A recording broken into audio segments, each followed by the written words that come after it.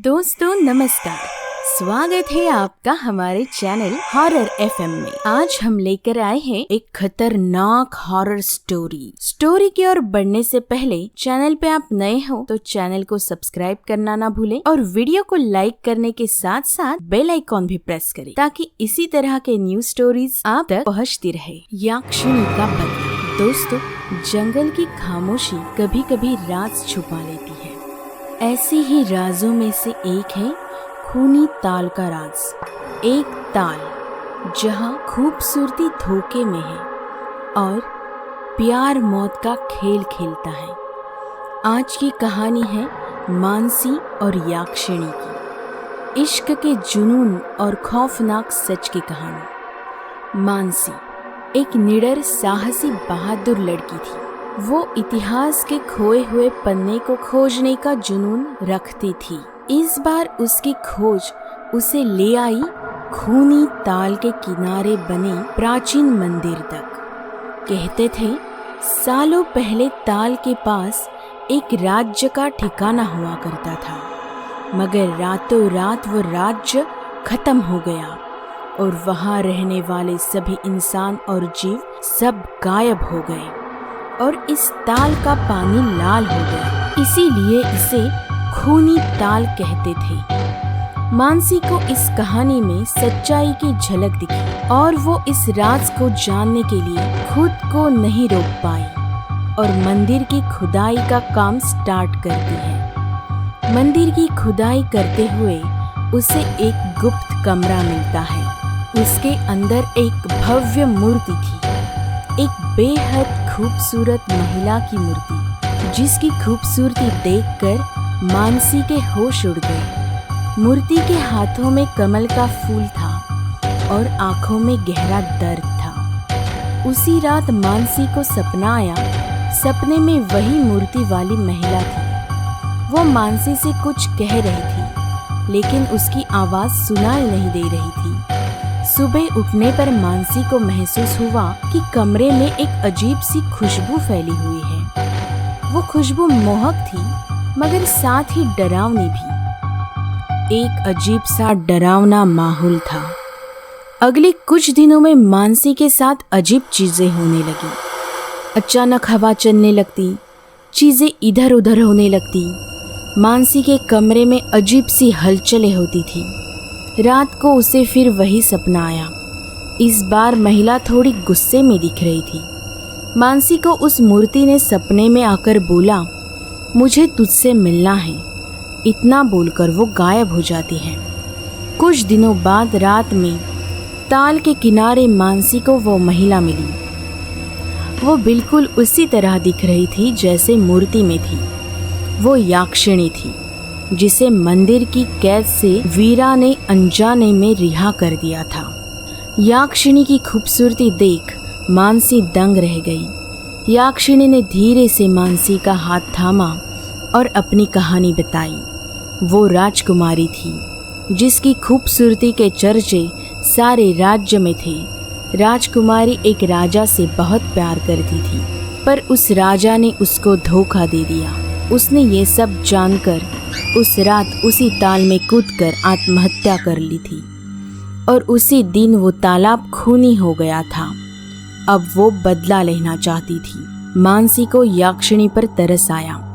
उसने याक्षिणी को समझाने की कोशिश की कि बदला इंसान को राक्षस बना देता है। याक्षिणी ने मानसी की बातों को अनसुना कर दिया।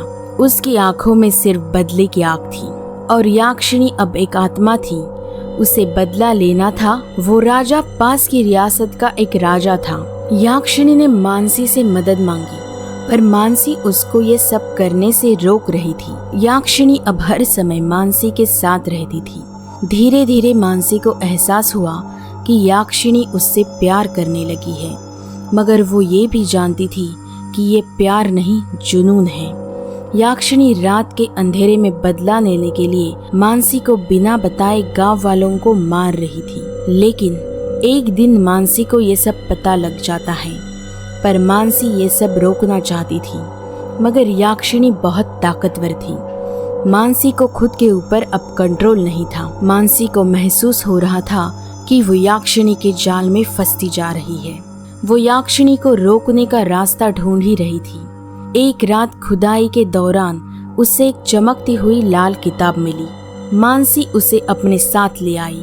जब मानसी ने उस किताब को खोला तो किताब में उसे याक्षिणी को शांत करने का उपाय मिला। किताब के अनुसार अगर याक्षिणी को सच्चा प्यार मिल जाए तो वो शांत हो सकती है, मगर याक्षिणी को प्यार करने वाला सदियों पहले मर चुका था। मानसी को समझ नहीं आ रहा था कि वो क्या करे। तब मानसी को ख्याल आया, याक्षिणी को सच्चा प्यार तो नहीं मिल सकता, लेकिन शायद उसे वो चीज दी जा सकती थी जिसकी उसे सबसे ज्यादा तमन्ना थी, न्याय। किताबों में आगे पढ़ने पर मानसी को पता चला कि राजकुमारी को धोखा देने वाला राजा एक तांत्रिक की मदद से उसे अपने महल में बंदी बनाकर रखता था। उसी तांत्रिक ने याक्षिणी बनने के बाद भी उसे परेशान किया था। मानसी ने गांव के बुजुर्गों से पूछा तो पता चला तांत्रिक का वंशज आज भी जंगल में रहता है। मानसी उस तांत्रिक के पास पहुंची। तांत्रिक को देखते ही याक्षिणी मानसी के पास खड़ी हुई। उसकी आंखों में गुस्सा लहर रहा था। उसकी आंखें लाल लाल हो गई थी। मानसी ये सब देख डर गई। मानसी ने तांत्रिक को याक्षिणी की कहानी सुनाई। तांत्रिक सुनकर सहम गया। उसने बताया कि उसके पूर्वज ने राजा को लालच दिया था और बदले में राजकुमारी को पाने की कोशिश की थी, लेकिन राजा ने राजकुमारी को धोखा दिया और याक्षिणी ने खुद को मार डाला, जिससे तांत्रिक के पूर्वज भी गुस्से में थे। मानसी ने तांत्रिक से माफी मांगने के लिए कहा। तांत्रिक घबराया हुआ था। उसने माफी मांग ली और याक्षिणी को ये सारी सच्चाई बता दी। याक्षिणी तांत्रिक के वंशज को देखकर समझ गई कि ये उसी का वंश है जिसने उसे धोखा दिया था।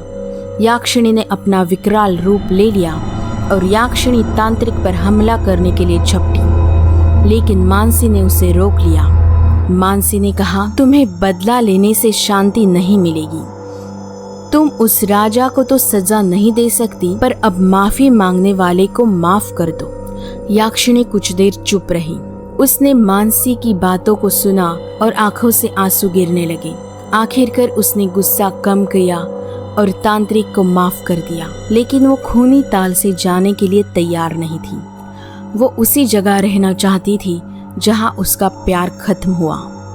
मानसी ने याक्षिणी से कहा, तुम्हारा प्यार शायद वापस न आए, लेकिन तुम यहाँ रहकर लोगों को डरा सकती हो। शायद यही तुम्हारा मकसद बन सकता है। याक्षिणी ने सोचा और फिर मानसी की बात मान ली। वो खूनी ताल की रक्षक बन गई। अब वो किसी को नुकसान नहीं पहुंचाती थी, सिर्फ रात में ताल के किनारे खड़ी होकर लोगों को डराती थी।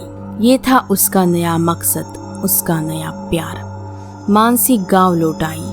वो याक्षिणी को रोकने में सफल रही थी, लेकिन उसे ये भी पता था कि ये सिर्फ एक अंत था, एक नई शुरुआत भी। खूनी ताल का राजा अब भी बन रहा। खूबसूरत याक्षिणी कहानी लोगों के बीच कही जाती रही। दोस्तों, आपको कहानी कैसी लगी? प्लीज कमेंट करके बताइए। Thanks for watching.